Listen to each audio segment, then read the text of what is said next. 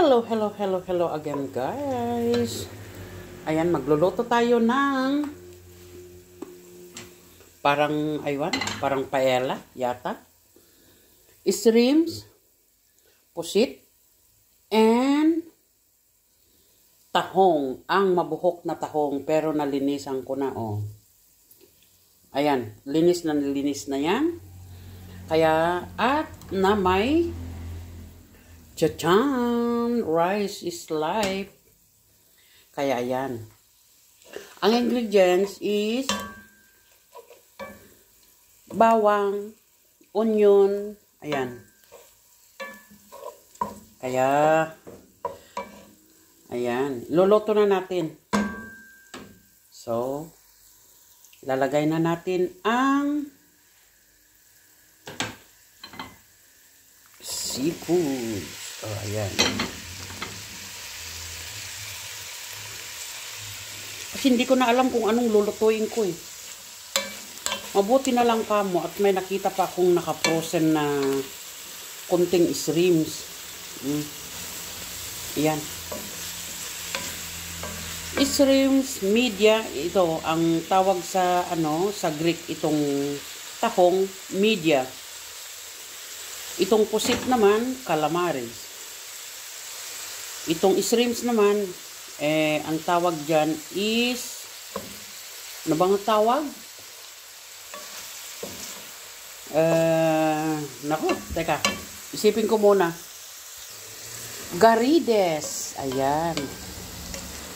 Garides, calamari, and media, ayan.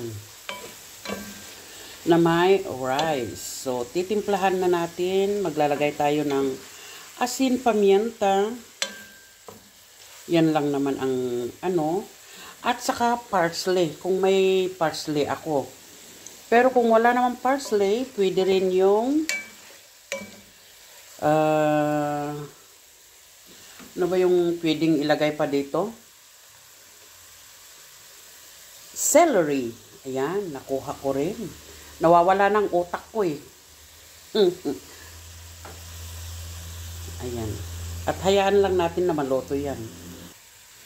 Guys, dahil wala akong parsley, ito yung basil. Pero frozen na ito, ha?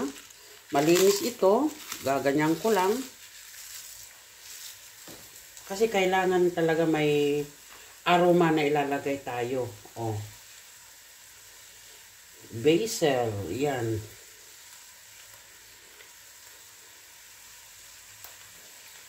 Medyo damihan natin konti. Ayan. Ganyan lang, oh. Maglalagay din tayo ng red pepper.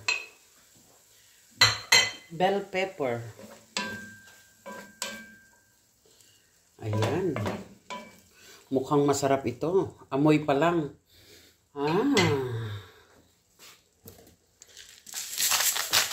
Salt.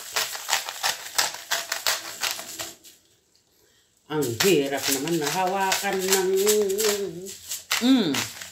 ganyan. Para hindi malaglag. Parang humahawak na parang yung kamay ko ah. Oh. Black pepper.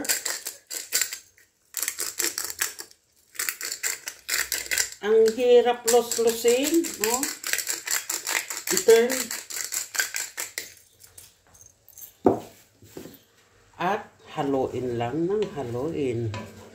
Nilagay ko sa sa slow fire para hindi Oh, kita nyo?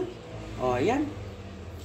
And then maglalagay tayo ng konting tomato paste. Ayan, tomato paste yan. Nakalagay kasi sa with oil. Ayan. Ang pagkaano ko naman tong tomato paste na ito, yan. Sasarap ito, sasarap. Sasarap ng bulaklak, sasarap ng bulaklak. Ayan. And then, maglalagay tayo ng mainit na tubig. Hindi malamig. Yan, lalagyan tayo ng, ayan. Mainit.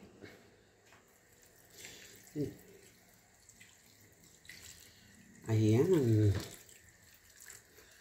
And then the last, lalagay natin ang the rice.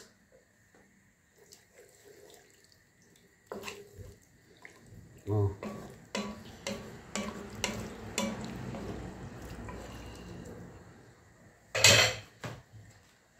Magiging masarap yan. Hintayin natin na hanggat maluto. Tapos saka na natin lalagay yung rice. Ngayon, lalagay na natin ang rice. Ayan, rice. Rice is life. Rice is life. Ayan. Dumating ng asawa kong maingay, kaya ayan. Oh, hayaan lang natin na maluto ang rice. Parang paella style ito eh. Ito naman, ang tawag sa Greek is Postolenaptorgiri. Anong tawag dito? Oh, Shaptotofai. Itong pagkain. Filapi. Ang tawag dito sa Greek is filapi. Ayan, medyo nang ayos, luto na. Yung rice, oh, luto na. Oh, ayan. Sarap. Kaya, pwede ko nang patayin. At, titikman na natin. Ito ang lunch na ano ng mag-ama ko. Kakainin ng mag-ama ko. Dahil ako, hindi ako pwede yung mga ganyan, mga tahong, mga, ayan, calamari, at saka mga shrimps, hindi ako pwede dyan. Kaya, para sa kanila lang ito. So, hayaan ko lang kunti, maluto. Ayan na guys. Oh. Ito ang tinatawag ng mga Greeks ay soupia. Ano ba to? Tawag ng Greek nito?